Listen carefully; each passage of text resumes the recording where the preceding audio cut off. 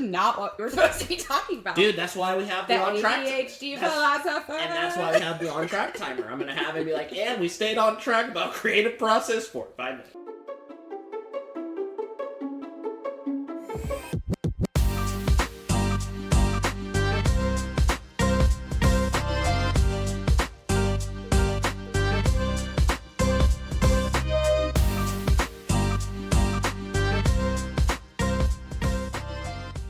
What if I interview you a little bit this time, too? You know, that's not allowed.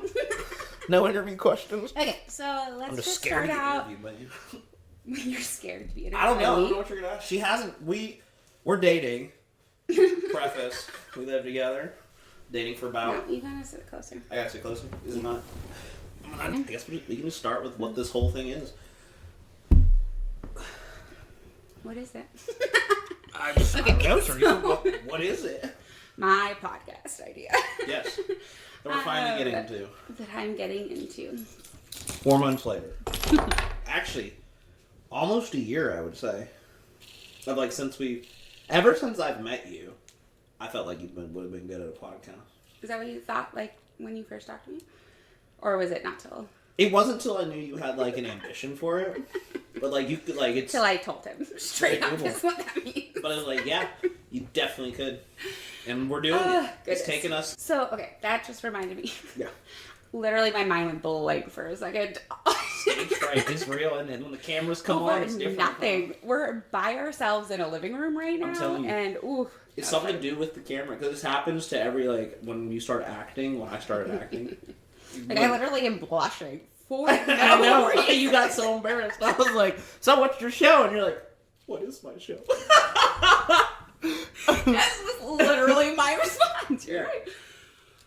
Just because the camera's on and it's real now. Yeah. Because it's now, we made it out of the chat. We have been talking about this for so long. I've been talking about this for so long. Well, the original idea was pre-you. True.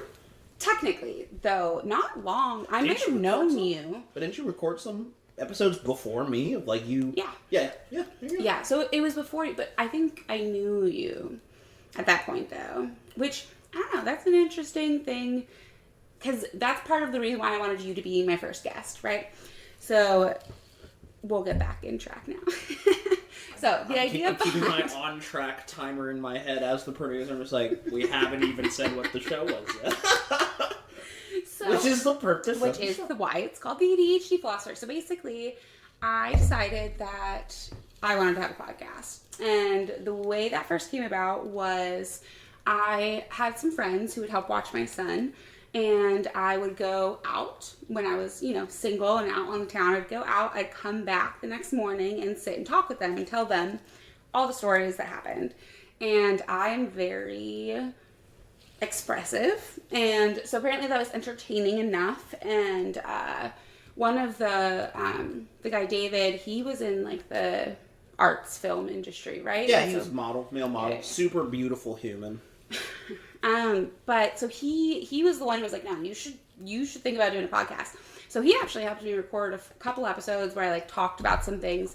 But at that point, it was very different. At that point, I was thinking I would just tell my going out stories, blah, blah. But like, I don't know, this last year since that idea, like we've grown so much. I've learned so much. And basically I wanted to find a topic that was the most me. And I realized like, talking about like going out stories or drinking stories, like that's a part of me. That's a side of me. But that's not all of me. Right, yeah. And so pulling in all the parts, which then you start thinking about that, right? So I'm a nurse. I am a mom. I am one of a big family. I've done travel nursing. I've spent a semester abroad, which a lot of people do that. But I just, as a whole, I feel like I have had a lot of unique circumstances or like experiences through life. Yeah. But you're also a philosophy minor now. Yeah, that's what I was trying to talk about. The keep on track meter. This is so perfect though. This is the plan. Is that later on, he's going to be on the other side of you guys. He's going to be behind the scenes while I interview other people. So the only times you ever see my face on this show. But you'll hear his voice correcting me never most of the time. I might have to get a sign We're gonna have some different stuff too. This would be good. Leave in the comments section below what different things we should have for. We're talking about having little ADHD like type toys like this for people to spin around. Yep. Like, this sounds ridiculous. This sounds like it's staged, and that I'm just like, oh, I have ADHD. But I was sitting here, and I just stopped smoking recently. So normally I would have my vape here, twisting that around, but I can't do that, so I needed something. But yeah, if we have these for our guests later on. Something like that. I like the whole maybe acclimating, because we're going to try to do this production-wise, like 1 episode a week. As we learn how, this is new for us too. She's a great talker. I have my own production company that just started last year, so we're trying to find a way to merge it, because this is what we love to do. Like, we love being creative, we love talking. Okay. So that was the point. Yeah. Thanks for getting me there. And we're back. I double majored in nursing and philosophy. So I didn't technically get my philosophy, like, Bachelor of Arts, because I didn't take Spanish. But What? Yeah. Is that literally it? Literally, that was it. Dude. I did all of the philosophy classes. I took all of the prerequisites, other than Spanish. I wrote a thesis. I wrote a full thesis. Okay, so I get it. Just because you didn't take Spanish. I didn't take Spanish, so technically I don't have a Bachelor of Arts, but I still say I majored in nursing and philosophy. Which, the idea, in even that, back in the day, was that those are such different parts of your brain. Mm-hmm. And I'm a big fan of opening our brain and using all of those, right? Like, I never want to be single-minded. I never would only want to be a nurse that is focused on the practical all of the time. It's just what you do. I hate that. It's just your job, your profession that you have. Yeah. But what I care about and want to learn about and want to, like, choose what to spend my time on, that I want to be different all the time. Like, that's the whole thing with ADHD is I look for new and exciting things in my life. Now, that used to be the going out and partying and drinking and all those stories that I would come back and say, like, that was the interesting. But there's a lot of other interesting things about life and that we've done and that we can talk about, and interesting people. Especially now, too. I feel grateful for the time that we had before, like, when this was just an idea and we're like, hey, let's get it going. We had a whole bunch of energy, but we didn't really have... We ourselves, because like I said, we're dating. We were young. We were young. I know it was 1 year, but it... 10 months ago. It feels like look it does. back, It does. Doesn't it? It really does. We've grown a lot together over... Preface. We weren't dating, because that's how it works. and then we were dating. But we were making a joke of this earlier today, actually. It's just how our relationship has gone is kind of backwards from how couples normally go and fail. Like, I don't know if you want to expand on that. We moved in first. Like, we moved in together pretty quickly. Like, I had known you a while. I was in a spot where I needed some help, and I needed help. We were just like, hey, it makes I had a third bedroom. Sense, to move in together. We liked each other, or I was coming out of a messy breakup.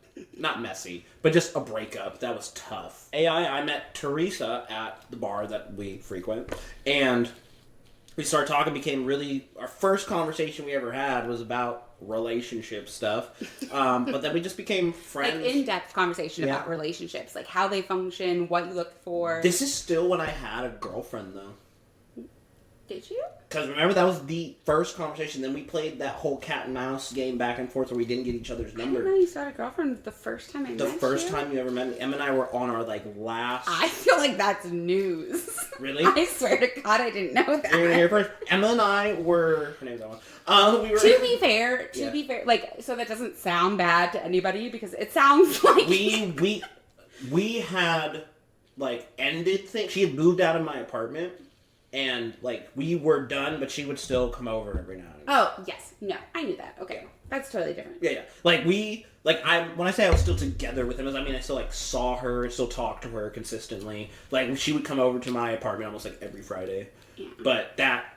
I knew that you guys were still, not fully separate, I guess. End was the day that we had our first date. That was, the day... The night before. That night before was the, when we were no contact, no nothing, we're done. Yeah. Yep. There's multiple reasons why that sounds worse than it was. So, one, he wasn't actually dating anybody else at the time. Two, when me and him met, he didn't flirt with me. Like, it wasn't like he was trying to hit on me or trying to sleep with me or do anything.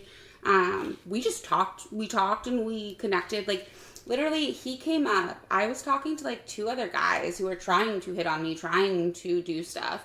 And he came up and was just like, hi. And he made the joke about the AA Ron. And he said high school. And I was like, good Lord, how old are you?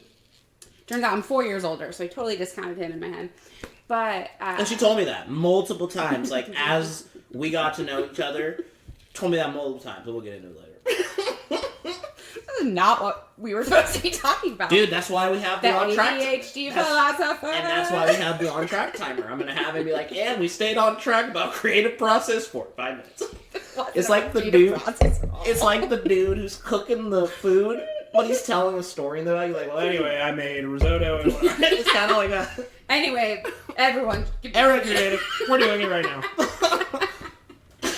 Oh, funny. Yeah.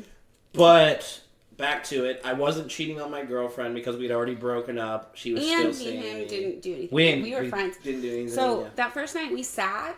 So me and him at this bar that we both went to, we're both extremely social. So we hop between everyone. Like, I don't sit. I would go in with my best friends at the time and would not see them most of the night. Mm-hmm. Like, that's just what happened. I would would talk to everybody. So the fact that I met you and that I was, like, sitting at the seat with you.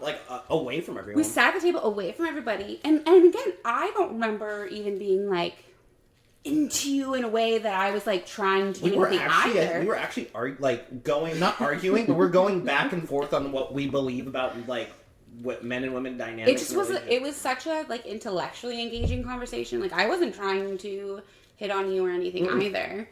It just was that. But that's what's cool. So then we kind of, like, ran into each other a whole lot. We never exchanged numbers. That was a whole bit. Yeah.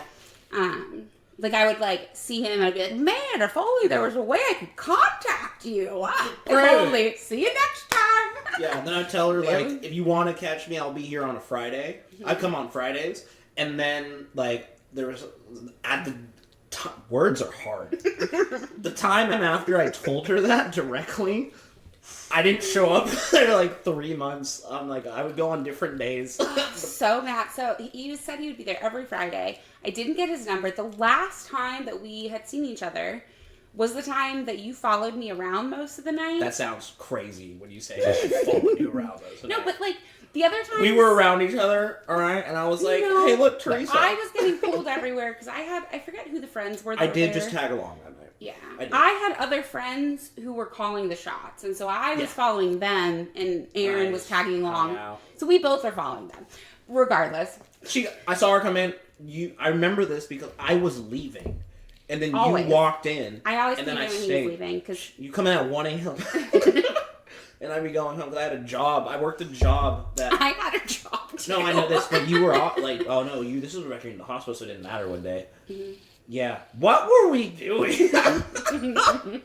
That's why. You're going to hear some more. We'll do a category called Seller Stories. That could be a category we talk about randomly. I would love it. Would be so fun to just get a couple of seller folks out. Yeah, Day. It'd be so cool. How do you feel about Des? Yeah, I think it'd be good. I think it would be interesting, actually. Yeah. That can be like a seller episode. Mm-hmm. Yeah. I don't know about doing that. What? Having both of them. Day and Des at the same time, no.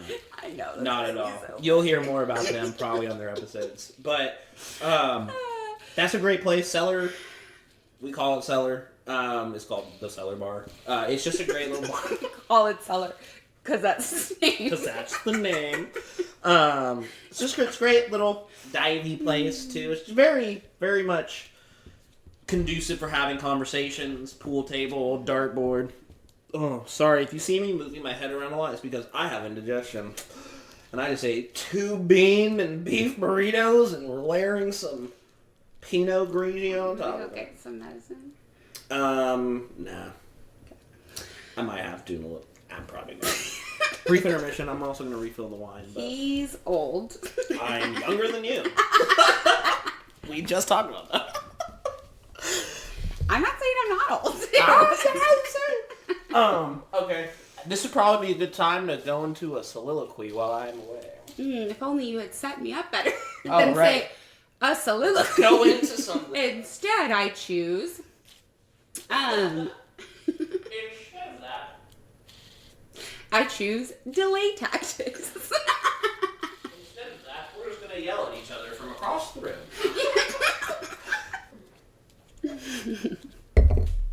This has been in the making for a long time on my end. Like I said, I recorded a couple episodes with my friend David. Had a different mindset at that point. But what's funny is I had bought all of the equipment. So I went out, I bought studio headphones. That just sparked me into a story. Continue though. We have to finish the thought. Like we're getting one. At least one. Dude, in my head, producer Aaron right now is like, we have 6 different trains of conversation. That's why it's gonna be so much better when you can just be producer. I know. I'm curious to see What it sounds like. if other people will be as ADHD with me. It depends who's on. It's also, I think, because I've done, like, a little bit about me. Back in the day, like, how I met Lamont, like, how Lamont knows me and what he actually asked me to become part of his little organization for was I was assigned podcast, like, host at that studio I was at. I did, like, 12 episodes and got some really interesting people on. Lamont was one, Nevada was on with Lamont, and we talked about boy. That was a good episode. But, where was I going with this? Fudge nuggets. No, I guess Not everybody is going to be as ADHD. Right. What I have found is that they're going to be quiet because they're going to get exactly like how you got in the beginning when it's like, all right, we're live, here we go. They're going to be like... It's so weird what the camera does to people. I immediately, all things went out of my mind. That's so funny. That happened the one time that I went up and did that soliloquy too. My monologue, yeah. Wrong word. But you just had to get up there because there's people in front of you. Now it's just me over here like... So with other people, definitely, notes for... We'll talk notes after. Not producer Aaron right now. We haven't even done anything yet. Anyway, I completely forgot what the topic is. Because I've had a glass of wine now too, on top of the... schmummy. I want to make this happen for her and actually get to go because I think she actually could do it. But, believe it or not, I think you have the talent and the voice and just enough life experience and enough people to talk to. And I see, just how many people are, doing podcasts and stuff that are not talking about interesting things. I think my biggest thing that kind of resealed this idea of the podcast, which I don't think I've really shared yet. They definitely understand the ADHD part of this. We're going to have to start philosophizing here soon. So the idea behind it is I want to get on and talk, right? But I want to have substance. I want to add benefit to people's lives. And I think that by getting on and just talking to people who have different views than you, people who are in different worlds, I think that adds so much. But really what sparked it again this way was I happened to listen to a podcast. I think What's the Juice was a podcast. I really liked her voice. I really liked her. It's not one I really follow. I don't really listen to any podcasts. But I appreciate her a lot because, again, it's what sparked this idea in my head again because she'd had another podcaster on. And I heard both of them talk, and they had a lot of similarities, and they were sharing their stories, and I was like, oh my gosh, that's pretty similar to my story. I hear that. Their voice sounded like my voice a little bit. I literally heard... I could just hear it. And then they were talking about how they can talk to people and interview people. And I had just had a get together the week before where I remember that one girl I was talking to and she was like, no, she shared some stuff with me and she was like, I felt so comfortable with you. And that was in my mind. Dude, everyone says that too. Yeah. So it was So that was kind of in my mind too. Yeah. Of what am I good at that I can bring into the world? What can my art be? Yeah. This is the creative part. There we go. This ties it back in. Awesome, tying it in. I'm gonna need to find some. I'm gonna need to learn how to timestamp these things so I can make sure to. Yeah, you just write notes on paper. I don't know where we're at. But we'll find it. Yeah, the creative part. I knew you had it in, like, you have it in you. It's just you... I don't know if you believed that you did. Mm-hmm. Which was always very interesting to me. Yeah, so like, the fact that I'm sitting here is just, like, hilarious to me, because I very firmly believed, up until, like, a year and a half ago, that I am not an artistic person. Like, I have, like I said, I have that philosophy mindset. I'm an intellectual person as well as a practical person. Like, I have those two sides, but, like, the creative process, I was always super jealous, if anything. Like, that idea of, like, being able to just sit and create something, like, on a paper is just so cool to me. Like, when I was younger, I used to write, and I tried watercolors at one. I've tried everything, trying to be creative and trying to find something. And really, truly, it wasn't until that one friend was like, no, you should have a podcast, that I sat and thought about it. And, like, storytelling is the original art. Like, the original art. And I was like, yeah, I've always told stories, right? Like, I'm one of 9 kids. The only way I got attention in this world was to be entertaining. Like, you have to present things in a pleasant way, or I get talked over. So, that was really cool. So once I kind of realized that, and then I sat and I recorded those first couple podcasts that I don't even know what I was talking about. And it felt so good. That catharsis of release and stuff. Yeah, I can't even, it was so foreign to me, but I felt for the first time like a true artist. Mm-hmm. And the coolest thing, and the reason why I wanted you on for this topic in particular, is you've been the one to help cultivate that. So, like, that was the spark. That was the first idea I had of creativity. And again, I think I had known you. That was, like, pre me and you actually being close. But then as I got to know you and everything you do with the production company, with Space City, like, everything that you do with, just, like, all of your projects and your things that you work on, like, and just hearing you talk about all the things, like, it's just opened my mind to so many things. Like, even just appreciating art, like the movies and I didn't know how to enter in before you. Sure. I was very much I take it all in by, I critically observed more than entered into art. Yeah. When do you think that changed for you? Honestly, so I think really for me, I mean, it's you. Like, it's just been a slow progress with you. And in large part, like, that could shake up our mind a little bit. That did a number on your creative that was one of the first times I think I fully entered into something. Fully immersed. I was sweating. Remember that? That could shake up our mind a little bit. That did a number on your creative that was one of the first times I think I fully entered into something. Fully immersed. I was sweating. Remember that? I was in my seat. He tapped me like, wow, are you good? I was like, yep. You were so I locked in, brother. Timothy Chalamet had me locked in. Yeah, that was good. But we gotta go see Bob Dylan movie here soon. Yeah. Do you think everyone is creative, or do you think that there are some people out there who are, like, only scientifically minded? I think there are some people that have a neurodivergency that leans towards them only being scientific. Okay. That they can only autistic, but they can only understand logic and read and, like, math, and those become, like, the real, like, the mathematicians. That's, you know.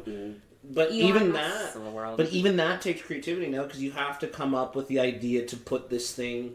How are we going to get to Mars, Elon? That you got to have some or at least you got to hire some creative thinkers. But the idea in and of itself is pretty creative. So I think to answer your question, to be an entrepreneur, you have to have creativity. I guess, what does creativity mean? Like, is that only in relation to art? Is it in relation to everything you created? You created your son. Like, how I honestly view creativity is, it is a gift from God, universe, higher power, whatever you want to call it. That is one of the gifts that God gave to us as the creation is like, if you were going to be made, if you read the Bible, like I was raised in the Christian church, this is what I reference back to. It says that we were made in His image and likeness, and God literally said, God, like in one of the first verses, God created. That's true. So if we are made in His image and likeness, that means we have it within us. Now, as we get older, our creative instincts and our creative minds are pushed down. Look at the school system that we're in right now. It's very regimented, you learn to listen to the bell just like you listen to the bell on the factory line. Mm-hmm. It's everything, do your creativity and do your job. And you lose touch, and then you don't think you can do it. It's just like riding a bike or playing a sport. It's a skill. Creativity is a skill. Or thinking creatively and creative problem solving is a skill. If you never in your life, imagine like a factory worker went to school, went to university, went to their job, and just got told what to do all the time. They never had to think outside the box because they were always told what to do. You're not training that muscle of creative problem solving or thinking like you just, I do what I say I do this. And then when you get ask that person to write a book, they're going to be like, what do you want me to write? Film this. What do you want me to film? What do you want me to create? It's not even what it is. It's just, if you have this spirit within you that's like, that would be cool. I don't even know where it comes from. Like, for me, it feels like excitement, and it usually revolves around ideas. That's where my creativity lies in. Other people's creativity lies, they get that feeling when they, discover a new particle or something like that. That's not really my speed. I don't want to go do all the research it takes to just think about this type of stuff creatively in that sense. But to answer your question, very long-winded, I do believe everyone is inherently born with it because it was given to us. I think over time it is suppressed, and people choose whether they want to tap into it later on, like retrain that muscle or not, or if they just want to get told what they are going to do for the rest of it. And again, it's so interesting because if you had asked me that a year and a half ago, I would have been pretty firm on the fact that, like, no, not everybody is like that. Yeah. Not everybody is meant to be creative, and that's okay. Like, that was very firmly my mindset. Yeah, I would say now there's this as well. You can create whatever you want, but will the market appreciate it? I don't know. Like whether or not as a consumer someone wants to then take in that creation, I don't know. And we've talked about this though, and this is my view now. I think of creativity and art. You can make it marketable. We all want to make it marketable, right? Because to just get paid to be who you are, right? Like that's I think is the dream always. Whatever your passions and your dreams are, like if you can get paid to do those things that you actually enjoy doing and love doing anyway, that's the ideal. That is the plan. Live. Yeah, and we not enjoy just creating it; we enjoy consuming it too. Mm-hmm. Culture, art is as much of our culture as economics is. Content and creativity, there's such a high price for it, and people are very opinionated about it. It's scary to even attempt something creative because, like I said, it goes back to the thing: once you create it, then, it's really up to you whether you want to offer it to the market or not. Like, I have some songs I've never released that, my friends love, and I love, but I just enjoyed making it. Mm-hmm. Okay? Where I think it's got, where people have stopped being creative and where it's hurt a lot is because they think once they create it, they have to go and show it to someone, or it has to be something of, you have to make money off of this, you this, or that. It's like, no, you don't have to. You could. I think that's one of the most beautiful things, though. Or, I still think, there's that kernel of authenticity that's still necessary. Even in today's world, right? Because, you could have someone who tries so hard. But if you're trying hard, we're smart people. We pick up cues. We're stupid. We're all stupid sometimes. But, we pick up cues. We could tell the tone of, okay, they're doing this on purpose. This is not authentic. But then those creators, those people you see who are just themselves, literally, that is what... Tyler, the Creator? Yeah, has always been... people like Maddie Matheson. Reggie Watts, Matthew McConaughey is another person that... I'm not trying to be that anything. Clip you showed me, I've liked Matthew, and I've, known I about... told you. But after... I saw you stop and sit, and I was like... I was so happy. You never like the ones I show you. That is not true. I know, Bro, she says this, and on my Apple Music replay, my number one most replayed song is a song she showed me.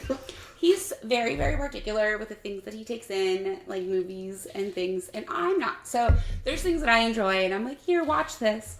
But this is what we ran into yesterday. This is what I realized the problem was, is because I was not having a great day. I wanted a comfort movie. I mentioned a couple of my comfort movies, and he's like, I don't know about it.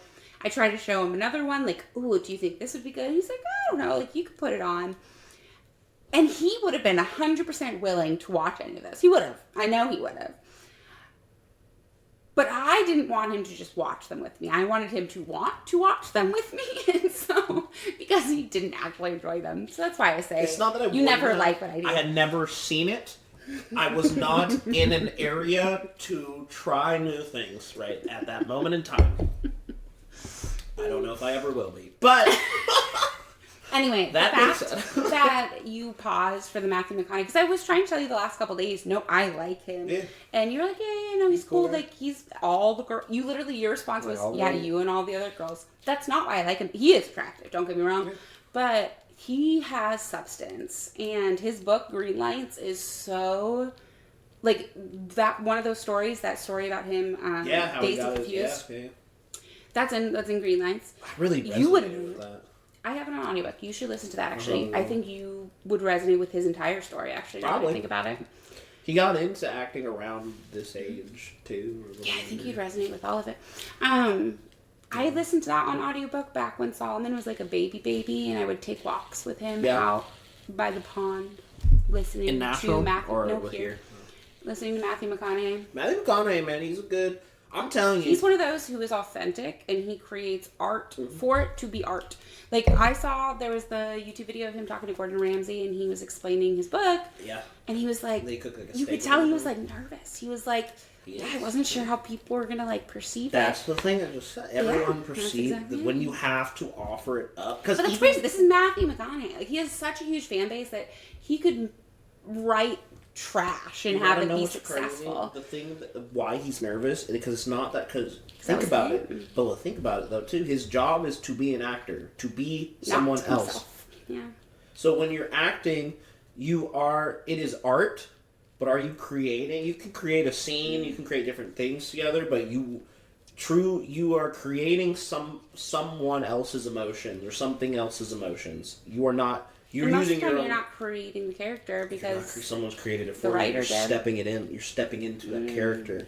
that is true. So it doesn't I guess they matter. had them tracks because when on the video when he was like, yeah, this is the first creative project I've done. I was like, what? What? Like, You're Matthew McConaughey! Like, you are an actor. What do you mean you're first? Because to me, creativity is like music, film.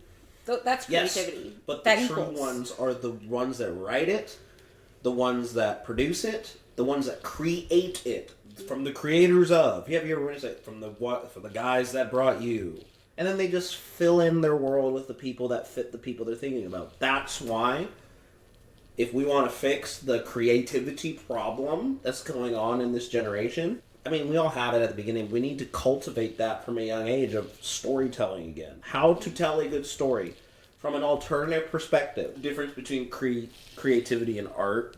You have to be, like, it takes a little bit of artistic ability to be creative. Having more artistic ability does help you to create things that are at least consumed well or perceived well by the public. Because if you are artsy, they're like, oh, I appreciate that. Because you told that story in an interesting way. Or you showed it in an interesting way. Here's a gold statue for it. Mr. Producer, Mr. Writer. But, the acting itself is just filling in that creative world that someone else has already laid the groundwork for.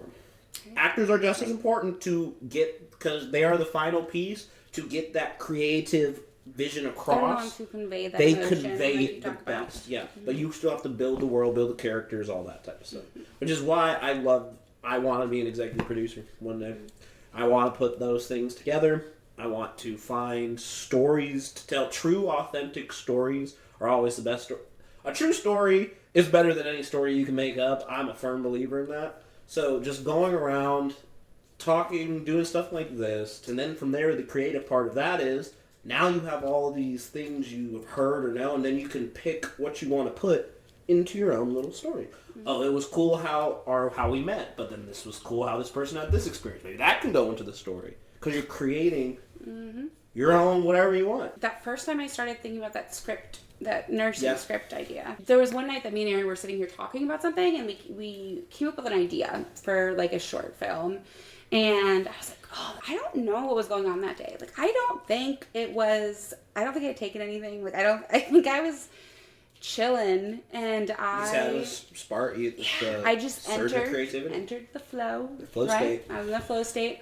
And it was that I could close my eyes, and I'm like writing everything down, right? I'm coming up with this idea, trying to think about the characters and stuff. But then there reached a point where I closed my eyes and I could just see. Like, I literally saw the camera angles panning in, this moving out cool? This way, and I don't even see images in my head. What I was about to say is, like, I was just about to say, you tell me all the time how you can't, like, you... Like, I don't picture visualize it in your head, but you saw that. I saw that. Like, and I think that certain things have opened my mind a little bit. I think that is a big part of it, honestly, with this creative and, like, at least my mental ability to, like, imagine. Or maybe, like you said, maybe it's a muscle, and I've just been working out. Do you want to touch on, like, I'll talk about that and, like, what I know about the psychedelics part of it. I don't know why I'm being, like, very... Yeah, like, I don't know. Before you do that, can you get me more? Yeah, sure. I'll give myself some, too. Pause.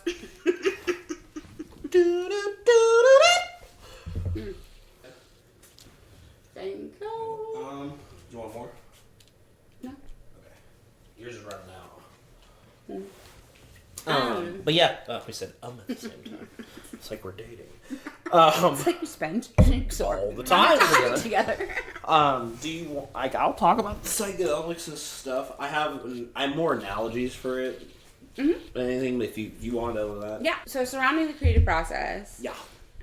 Like I said, entering into that flow state was super, super cool. Reaching that mental state, right? Mm-hmm. I never tapped into that. I never seen it like that. Like I didn't even feel like I was creating this story. I was accessing it. Like, it sounds so dramatic because, like, I'm not...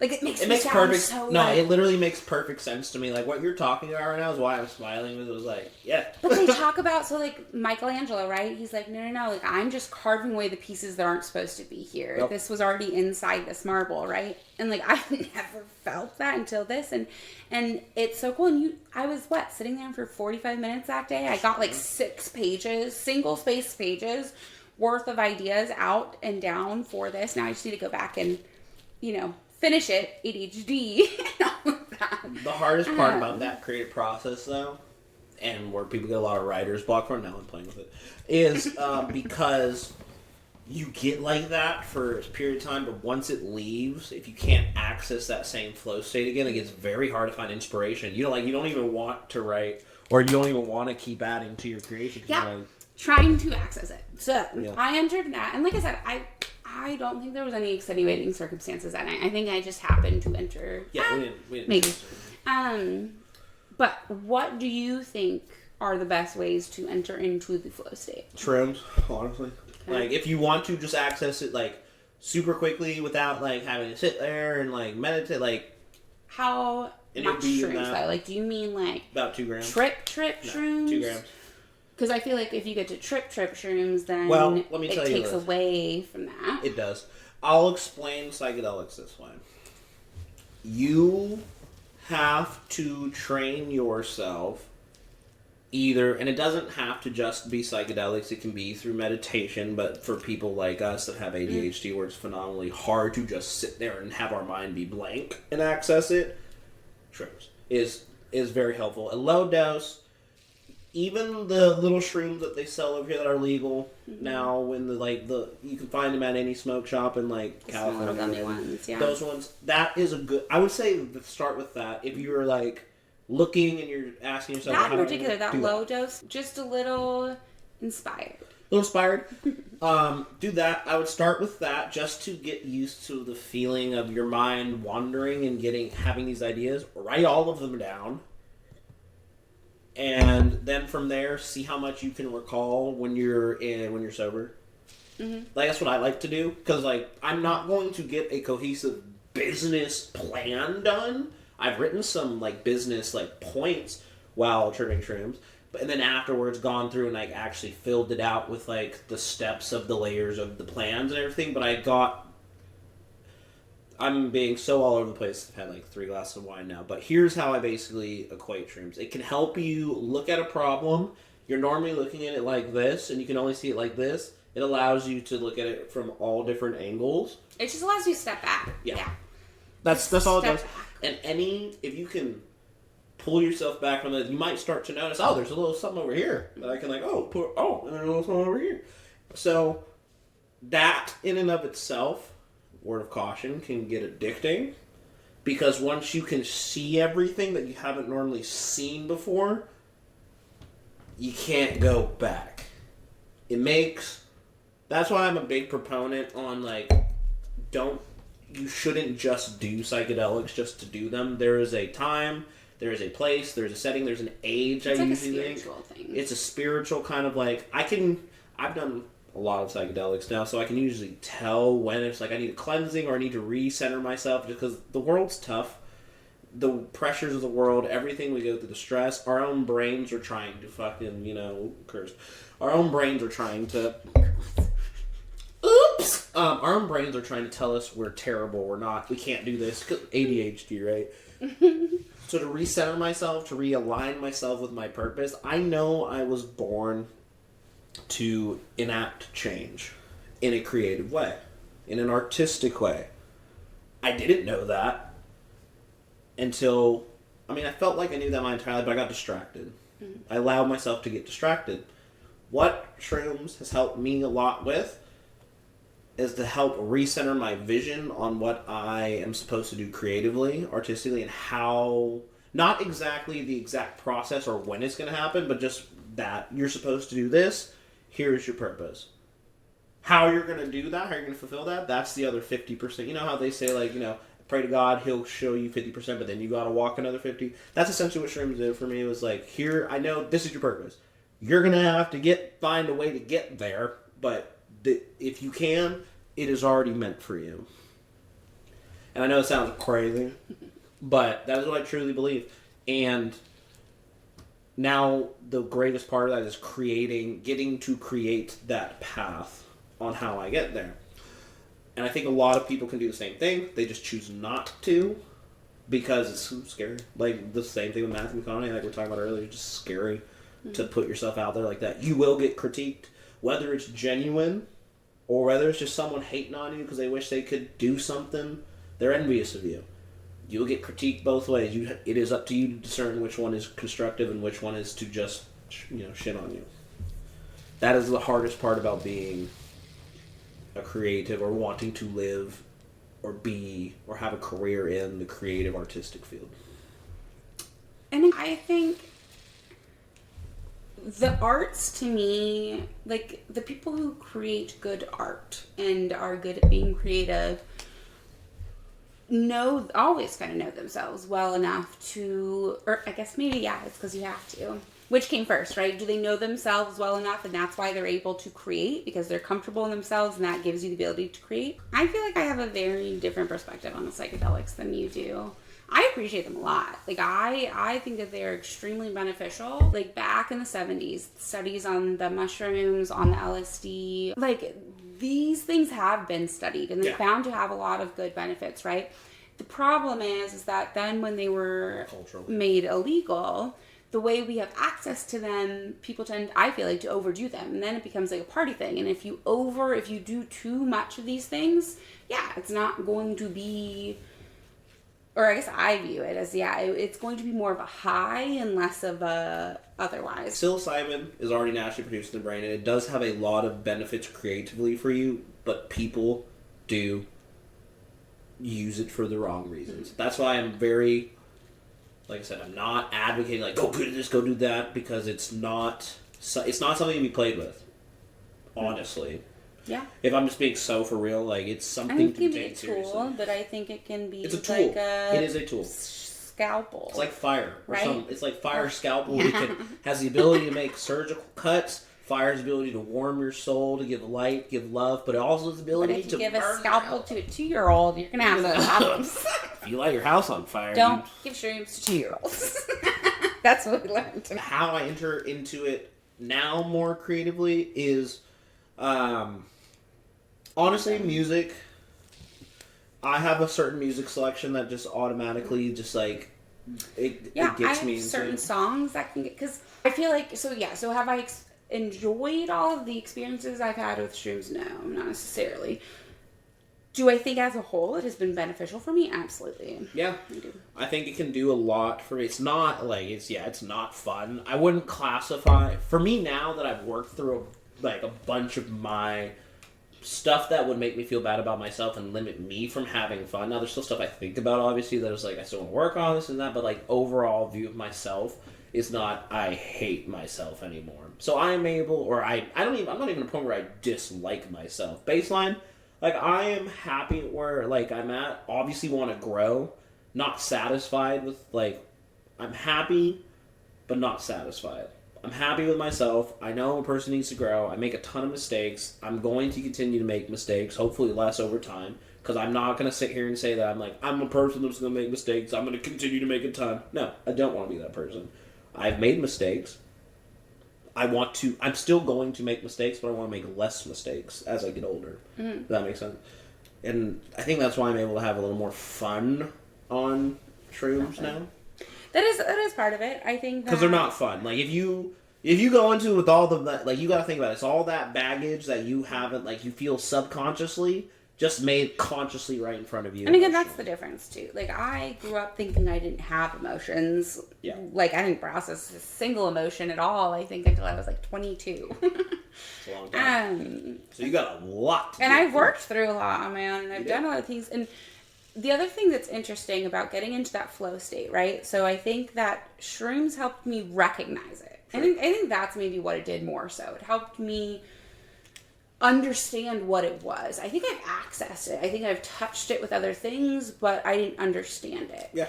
EDM music in particular, for whatever reason, for me, can spark, like I've been driving in my car, like on a work day when I'm not a single thing in my system other than caffeine, and I'll hear a certain song and all of a sudden the clouds look brighter, the sky looks bluer, like I notice more things. Anchoring the feeling to access creativity as well as through spirituality. Like you don't have to do any psychedelics or drugs to do it either. You can just access I it. think it's like Russell Brand or someone who talks about that. Yeah, Russell Brand, he did a lot of drugs, but he doesn't anymore. And so he was on Joe Rogan and he was talking about I'm just talking about someone who's never touched anything and that wants to access it. Yeah, maybe. Because it's just, like I said, it's hard to recognize. It is hard to recognize. But another way you can feel that, I don't know if you'll ever be able to truly like harness it, but if you want to be able to feel it, having some sort of spiritual religious experience is as close as I can imagine. Like the same creative feeling when I have an overwhelming creative thought is the closest thing I can get is like when I was at like a praise and worship thing and back in the day, like had my hands up and everything singing. That's the closest feeling of that, like that rush of just like I don't even know what it is. And that was a spiritual experience I was having. This is, but like I said, our God created, so. And that's very much that's my view on religion, is that we all have our different way of interacting with this experience, this flow state, this idea, this whatever it is, like, because when you are religious, you have like the rules and the external parts of it, but it is still based, or is supposed to be, obviously based on that spiritual and on that connection. And I grew up with the charismatic renewal in the Catholic Church, which is basically charismatic renewal. Yeah, in the Catholic world, there's a split between like the traditional, like Latin Mass, priest facing, and then the charismatic, the like Holy Spirit coming in, being slain in the Spirit, speaking in tongues. It's the whole thing. Oh, speaking in tongues, Maggie was talking about that at some point. I used to think I could speak in tongues. She thinks she can. I don't know, looking back, but I used to speak in tongues. I don't Somebody know. told me once, this was not religious at all, but it was my sophomore year of college or spring break in Nashville at a cabin, and I drank some moonshine and smoked some like good, and apparently, yeah, speaking in tongues. I don't remember it, but it was like all my friends the next day were like, "You were like speaking in tongues. It was crazy." I was like, I just remember waking up in bed, non-religious speaking in tongues moment. Whatever it is, I think that there's different ways to access this different world, and I think different religions or different types of spiritualities, people who put emphasis on different things, like they're just finding their way to interact with that higher power. If he created everything, and that's what I believe about like religion in general. It's all paths lead to the same end. I think that's another thing that psychedelics, especially shrooms, helped me realize is just that step back thing. The concept of like, oh my goodness, what we do with religion is we focus in so much. Like the analogy, if we took a picture of this table right now, you've heard me say this analogy before, I'm sure, and we zoomed in just on this, we cropped it right here, and I asked you what's a picture of, you'd be like, it's a microphone. But then I move it over here, and then I ask someone else, like, it's a picture of a wine glass. No, it's a microphone. No, it's a wine glass. And then we fight over differences. That's why the saying is the devil's in the details. Because the devil is in the details. Because the whole thing, you'd actually see, oh no, there's a controller and 2 more cups over here. Yeah. I'm stuck on the devil's in the details. Is that actually what that's supposed to mean? Doesn't that phrase mean something totally different? What do you think what does devil is in the details mean to you? I know what that, people... like, figuring out the details of a plan is, like, a pain in the butt. Like, that's the hardest part, trying to, like, nail down the finalities of things. Devil's in the details, like, if you scope in on something so much, you're gonna find conflict with someone. And you're gonna fight with them, because you guys are different people. Kind of the same thing.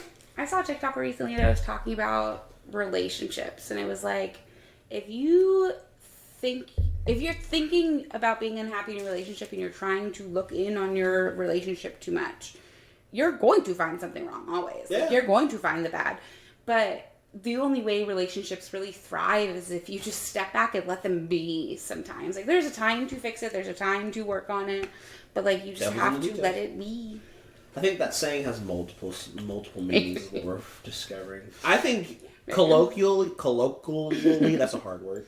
How it's used is your definition of what it is, but I think one of the times that I had a less than sober thought, I had that thought. It literally doesn't matter at all. I just was, like, more confuddled by it. Like, wait, am I wrong? Is that what that means? Anyway, point is, religion was used, just like politics, is used to divide people. Because it's all about power and people controlling power, and because power comes from controlling other people. But if we all took a step back and we actually could see the full picture, like psychedelics, specifically shrooms, can help you do, we would see that we're all part of a grander thing, and we're all on the same table, and we're all trying to get to the same spot. We just have different roads. We call it different things because obviously we have different languages. We have different ways.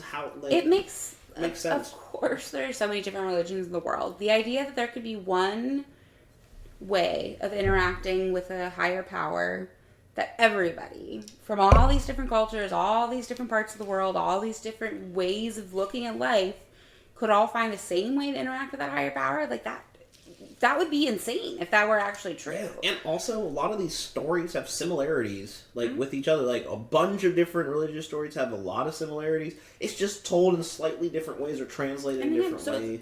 And this is... it's a lot, but... This has always been, my view with... Like, my family is still really religious, and I'm not bitter against them at all. Like, I'm not upset. Like, I think that religion brought a lot of good morals into my life. I think that it taught me how to be a good person still. It's how I view, like, it's my lens in which I still view the world and when I'm, like, morality-wise. But this is why we work. We both are moral, non-religious. Or not religious anymore, but... Christianity is where I derive my morals from. I'm not going to sit here and say it's not because that's just what it is. How God speaks and what his will is, it just is, and how it gets translated to people or how they find it is how it was intended to be. And that sounds so ridiculous and so vague, but God is the most vague thing that humans have been talking about forever. I'm sorry, I was laughing less at you and more at the fact that this podcast was supposed to be about creativity. Now we're talking about God. That's the philosophy part. No, this is perfect. This Sorry. is a podcast. I'm ruining it. The perfect moment. Oh, you broke the enjoying fourth wall. Now I'm out by of it. enjoying it too Now I'm out of it. much. I don't even want to talk about God anymore. Damn it. Sorry. But yeah, that's how you go. That's how you. Yeah, no, I think This is good though. looking I'm for having something fun. to fidget. I'm having fun on this. Are you getting more comfortable in front of the camera? Good, because you were all. I was like, this is not gonna work if you were not gonna talk to me. This is why I need to be Hey, first to episode. be fair, right? I don't do well with like transitions and like. This did happen pretty quick. I was just like, all right, today's the day. Yeah, you just set decided. up. All right. But again, that makes total sense to me. Like, I am ADHD to ever have actually started this podcast on my own. No, but also now that everything's set up, that was legitimately the hardest part, just getting everything set up, and it wasn't even that hard. Oh man, we're so The most us thing ever. It's taken us a year to get through what took 30 minutes. So many things, dude. Like that task initiation thing. So many tasks to initiate. And I was sitting there just like, you saw me. I was like, oh, You were getting so stressed. this is so frustrating. I'm just not that. I'm not technically savvy. And I'm going to learn to be technically savvy because not only would it help me with everything, but it would help with this. I don't understand how you're not. Like, Technically it's savvy? confusing to me somehow. Because you're so smart and you pick up things so quickly. I've just I don't never, know how the I've never computer done, part missed. I've just never done anything on I've never really owned like a laptop. I've never used it. If I ever used it, it was to play video games. Like, I know how to use Word. I would rather write on paper. Like, that's what I would rather do. Like, and It's so shocking. yeah, I think it's because when in my formative years, went to a classically educated school, and like they would not let us touch a computer ever. We had to like write papers, like 10-page papers, or whatever, in my hand. But I can pick it up quick. He sent me a 5-minute tutorial video, and I set everything up in like 20 minutes. I just don't like to do that. I have such a different approach to computer stuff, I guess. Like, I have to be like, okay, I need to sit here, I need to actually Google something and read it, and like go through it. I can't just intuitively do this. I think that's the difference. It's more out of stubbornness than anything else, but I fully believe that I could figure out anything on the computer. Like, I'm not talking about like I'll look up I will just figure it out on my own. Like, I never would have asked Lamont for a tutorial ever. Like, yeah, it was easier. I get why it made His sense. I just tutorial- wouldn't have done that. We would still be setting this up because of your pride. It's not even pride. It's more That is literally challenge. pride. No, That is literally pride. It's- Not asking someone for help when they know how to do it. It's not even a challenge. This is like, this is too much stuff. Let me just ask someone to teach me how to do this. That's how learning's done. Yeah, I don't like being taught. You know what I mean? Taught. She's like, I went to I school for teach years. myself. Okay, self-taught. That's fine. I want someone to show me, and then like, especially for something like this, if it's something like, actually no, I like a little roadmap for everything, and then I'll take the roadmap and add my own things to it. Mm-hmm. That's what I've learned about myself. And that's normal, Mom. That's good. I don't like anyone to give me any sort of map. That was so annoying. I'm gonna figure it out. That's why we And I don't care how long it takes, but I'm gonna do it. This is why That's why production started 4 months later. No, because that whole thing was your job. No. Nay. Nay. We had to figure out what the hell we were going to talk about. And I said, I'm not figuring anything out this fine until you figure out what you want to talk about. And that was just put on the back burner for a bit. And then we had another conversation about it. And then it got put to the front burner again. And then I was like, Literally, fudge. I listened to that random podcast that put it in the front burner of my mind again. And then I was like, It was fudge, totally I need to random. figure out this stuff. I had the fudge, I need to figure out this stuff thought as I was figuring it out. So I was just like, you're already doing it. I literally was like, this sucks, but you're already doing it, so just get it done. Now I'm so happy I did it. Mm-hmm. Task completed. And now we just got to set this up, and we have a podcast, baby. We're going to have good guests. Ashley's going to come on. I'm going to have to get good at, like... You're going to write down some questions. Well, questions and just, like... Chatting. Direct, like, controlling the conversation a little bit. Mm-hmm. Well, I'm also notoriously hard to control in conversation because I just take over conversations, like, my whole personality. So... Which is, like... I'm a tough guest. So funny to me because, like... How does it work between us? Because I do the same thing. I know. Brother, I don't know. That just shows that we actually love each other because we're both actually interested in what the other person has to say. So, like, when you go on your monologues, I'm interested. So it doesn't feel like I'm sitting there letting you go on a monologue. Yeah. And this is the first episode, too. I think, like, little filler Aaron episodes would be fun, too. Like, every, like, we don't have, like, if a guest can't come, we do a... Because I want to do one every week. Mm-hmm. And if I will line it up, we'll start it. If someone cancels on us, I can fill in. Or if we can't find someone, I'll fill in. Oh yeah, no, I guess do because we're doing a live portion, so we have to actually do it. This is my next like mission for the next 90 days.